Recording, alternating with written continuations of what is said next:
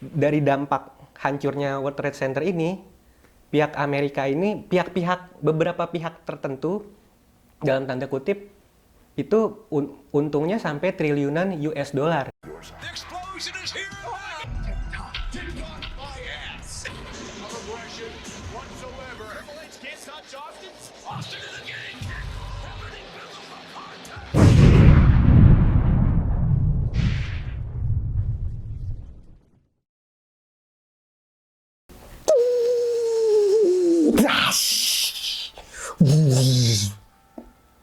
Kalian tahu itu apa? Kalian pasti tahu itu. Kali ini gue bakal ngebahas 9/11. Peristiwa 9/11 ini menurut gue adalah peristiwa yang mengepalai berbagai konspirasi yang ada di internet. Nah, seperti apa konspirasinya? Kita telisik. Telisik demi telisik. Ya, apa sih, Mam? Ya. Jadi, gue mau ngebahas konspirasi ini bukan dari sudut pandang siapa penyebabnya, terus siapa Al-Qaeda, Osama bin Laden, dan kroni-kroninya lah, kayak misalnya Taliban gitu. Gue nggak mau ngebahas itu. Gue lebih ngebahas tentang kepemilikan gedungnya dan siapa yang diuntungkan dari peristiwa ini. Pada tahun 1998, otoritas pelabuhan di New York dan New Jersey setuju untuk memprivatisasi World Trade Center, WTC. Nah, kompleks menara perkantoran di Lower Manhattan yang telah mereka miliki dan operasikan sejak pembangunannya pada tahun 1973, pada bulan April 2001, sebuah kesepakatan dicapai dengan sebuah konsorsium investor yang dipimpin oleh Silverstein Properties. Dan pada tanggal 24 Juli 2001, Larry Silverstein yang telah memiliki gedung ketujuh, jadi di WTC itu ada beberapa gedung, ada 7 gedung totalnya. Nah, gedung ketujuh itu yang miliknya adalah Larry Silverstein. Nah, dia itu mendandatangani kontrak sewa selama 99 tahun untuk menara kembar dan gedung 4 dan 5. Jadi menara kembar tuh punya dia juga, disewa punya dia, dan 4 dan 5 tuh punya dia juga. Nah, sewa itu sebesar 3,2 juta US dollar dan dibiayai oleh pinjaman jembatan dari GMAC. GMAC itu adalah Badan Hipotek Komersial General Motor. Nah, badan hipotek itu juga dibantu oleh Lloyd Goldman dan Joseph Kayre. Itu senilai 111 juta dolar. Nah, investor real estate individu itu kemudian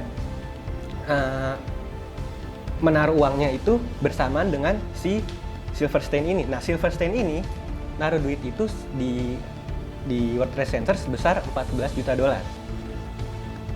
Kesepakatan itu sebenarnya nggak biasa sih, karena meskipun otoritas pelabuhannya cuma membawa 1,5 miliar US dollar, tapi sebenarnya itu harga si World Trade Center ini sebenarnya cuma 1,2 miliar US dollar.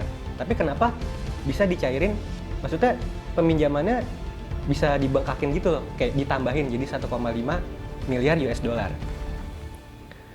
Jadi si Larry Silverstein ini berkonspirasi untuk menaikkan nilai sewa atau nilai jual si World Trade Center itu. Jadi gedung-gedung yang dia miliki dia mau naikin harganya dengan cara apa sampai nominalnya itu menyentuh angka 3,5 miliar US dollar. Jadi yang dia beli itu sebenarnya 1,4 miliar US dollar, bisa 1,5 miliar US dollar bisa naik jadi 3,5 miliar dolar. Gimana cara dia naikin angka setinggi itu? Dengan cara dia mengasuransikan gedung-gedung WTC.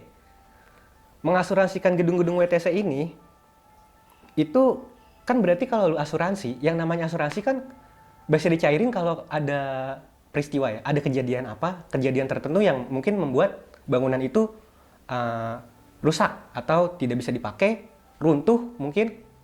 Nah, itu bisa, baru tuh dananya bisa lu keluarin dari situ. Nah, Larry Silverstein ini selaku penyewa World Trade Center dicurigai kalau dia berkonspirasi untuk mengerubuhkan gedung WTC itu. Jadi si yang sewa ini ternyata dia pengen ngerusak gedung itu untuk biar asuransinya tuh cair ke dia gitu. Dan lebih besar dibanding dia beli. Soalnya aneh, kenapa dia nyewa 99 tahun? Maksudnya dia nyewa gedung selama 99 tahun. Kayak lu kan mendingan beli. Lu kan mendingan beli gedungnya gitu dibanding nyewa selama itu gitu. Nah, dia berkonspirasi itu. Dia akhirnya mengasuransikan gedung tersebut. Itu pokoknya kesepakatannya rahasia deh. Banyak orang yang terlibat di situ. Kenapa gue bisa bilang gitu? Kenapa plotnya seperti itu? Karena di artikel yang gue baca ini, grup Silverstein ini dia punya hak secara eksplisit untuk membangun kembali struktur bangunan itu jika hancur, dan bahkan untuk memperluas jumlah ruang retail di situs tersebut jika pembangunan kembali benar-benar terjadi. Maksudnya ketika si WTC ini hancur, dia boleh ngebangun lagi, bahkan bukan ngebangun lagi, memperluas retail itu. Jadi kalau dia mau ngebangun lebih gede, boleh. Dia nggak semerta-merta bangunan itu hancur, misalnya ada berapa lantai, dia harus bangun seperti itu, enggak. Dia bisa bangun lebih gede dari itu. Jadi gue sempat dengar konspirasinya, kenapa dia pengen ngancurin juga karena, jadi WTC ini sebenarnya bangunan mewah, yang sebenarnya udah penuh. Jadi walaupun gedungnya besar, terus lantainya banyak, sebenarnya itu udah penuh. Jadi untuk dia ngambil duit lebihnya itu udah nggak bisa, karena mereka nyewanya itu bertahun-tahun lama. Jadi untuk dia ngekat jalan itu, untuk orang-orang yang udah nyewa di situ bisa keluar dari situ dan dia ngedapetin dana lebih itu dengan cara dia ngebangun lagi yang lebih besar, yang lebih tinggi atau lebih luas gitu. Nah, dalam beberapa jam setelah si WTC ini hancur, spesifik Menara Kembar ini hancur, Silverstein itu nelpon pengacaranya. Jadi dia mencoba untuk menentukan apakah polis asuransinya dapat menafsirkan serangan sebagai dua insiden terpisah yang tidak dapat diasuransikan. Bukan satu, tapi dua insiden terpisah. Kalau lu nonton video tabrak pesawat itu kan sebenarnya ada dua insiden kan. Satu gedung, terus baru satu lagi nabrak pesawat. Jadi ada dua kali sebenarnya. Nah, ini spesifik banget yang dia tanyain itu seperti yang terjadi di 9/11. Ya, masa pemiliknya tiba-tiba nelpon gitu kan setelah penghancuran, kok bisa sih dia pas gedungnya hancur langsung minta nyairin dana ininya, asuransinya gitu kan. Lu sebenarnya aneh sih, harusnya dia kayak kaget dulu atau gimana kek ya kan. Kan banyak korban di sini. Harusnya dia lebih memperhatikan korbannya dulu, bukan duitnya dia gitu. Silverstein ini menghabiskan waktu bertahun-tahun di pengadilan untuk mencoba memenangkan 7,1 miliar US dollar. Dan polis asuransinya itu yang senilai 3,5 miliar dolar itu pada tahun 2007 itu dia ternyata berhasil untuk nyairin dana yang 3,5 miliar itu, bahkan lebih. Dia dapat pada tahun 2007 dia dapat dari asuransinya itu senilai 4,5 miliar dolar. Jadi 1 miliar dolar lebih daripada yang dia mau sebenarnya gitu. Penyelesaian asuransi tunggal terbesar yang pernah ada. Jadi itu kalau di sejarah asuransi itu pencairan asuransi terbesar di seluruh dunia gitu. Miliar dolar gitu. Setelah kesepakatan itu diumumkan, setelah itu selesai, Silverstein menggugat United and American Airlines. Jadi dia ngegugat perusahaan penerbangan juga. Dia juga pengen nyari duit dari perusahaan penerbangan itu untuk tambahan senilai 3,5 miliar dolar lagi. Jadi dia masih nyari duit dari situ lagi gitu. Dia ngegugat si penerbangan untuk dapetin duit dari kelalaiannya penerbangan, karena kok bisa sih pesawat ada yang nabrakin gitu ya. Usut punya usut, emang pesawat ini yang dipakai pesawat istilahnya tuh pesawat yang bisa dipakai umum. Nah, pesawat ini adalah United and American Airlines. Jadi Silverstein ini selain nyairin dana dari penghancuran gedung World Trade Center, dia juga dapat dana dari penerbangan. Tapi abis itu dia nggak dapat sih, karena di situ banyak ketidaksetujuan si pihak ininya, pihak penerbangannya, pihak maskapainya nggak setuju. Nah, terus ada lagi kesepakatan rahasia untuk membayar kembali 80% ekuitas awal mereka dalam sewa, tetapi mengizinkan grup Silverstein untuk mempertahankan kendali atas situs tersebut. Jadi dia kan nyewa nih, dia juga pengen duit dia balik. Wah, itu kacau sih. Padahal dia udah dapat jauh dibanding dia nyewa si gedungnya itu. Maksudnya Silverstein ini individu loh, dia bukan perusahaan yang dimiliki banyak orang gitu. Dia Silverstein ini perusahaan juga, cuman dia individu. Beda sama perusahaan-perusahaan lain, dia cuma nyewa itu 14 juta dolar, tapi untungnya bisa 3,5 miliar dolar. Dan kemarin tuh, tadi tuh bisa cair 7,1 miliar dan 4,5 miliar di 2 asuransi yang berbeda. Pokoknya setelah itu Silverstein itu tambah tajir, jadi kekayaannya nanjak terus setelah itu karena dia selalu datengin ke perusahaan-perusahaan si asuransi ini yang berbeda. Oke. Jadi gue nggak mau bahas panjang-panjang soal itu karena di sini banyak hal-hal yang sebenarnya gue nggak ngerti, asuransi gitu, cara nyairin dananya gimana, terus siapa yang diuntungkan, siapa aja yang kerjasama, karena di sini banyak banget. Ntar lu jadi bosen. Gue sebenarnya cuman pengen ngejelasin kalau ternyata ada plot yang berbeda di balik peristiwa 9/11. Jadi 9/11 ini nggak melulu soal kriminal atau kayak terorisme. Jadi terorisme yang bukan seperti kayak CIA, FBI gitu-gitu. Itu mah nanti beda lagi. Nah, itu yang akhirnya menghasilkan peristiwa ini, menjadikan peristiwa ini yang isinya tuh sebenarnya semuanya konspirasi. Jadi kalau emang lu percaya sama berita yang disiarin, ya itu kan sebenarnya cuman kayak jumlah korban segala macam tanpa mengurangi respect ke korban-korban 9/11 ya. Jadi kejadian itu benar terjadi, benar ada korban, dan benar ada pesawat yang nabrak dan ada pilot yang mati. Tapi di situ isinya konspirasi semua. Jadi kalau lu runut masalah kenapa gedungnya hancur langsung semua jatuh, terus kenapa paspor pilotnya ketemu, kan pilotnya nabrakin diri ke gedung, terus paspornya masih ada, kan harusnya meledak atau udah hancur gitu ya. Tapi paspor korban-korbannya banyak yang hilang. Masa paspor yang paspor pilotnya masih ada gitu kan. Dan banyak konspirasi lainnya tuh, plot-plot lain tuh kalau Silverstein ini ya kan dia orang yang kaya ya istilahnya, dia bisa bayar orang-orang itu gitu. Dia dapat CIA dan FBI ini ya kayak antek-anteknya ini bisa menerima uang juga dari si Larry ini gitu.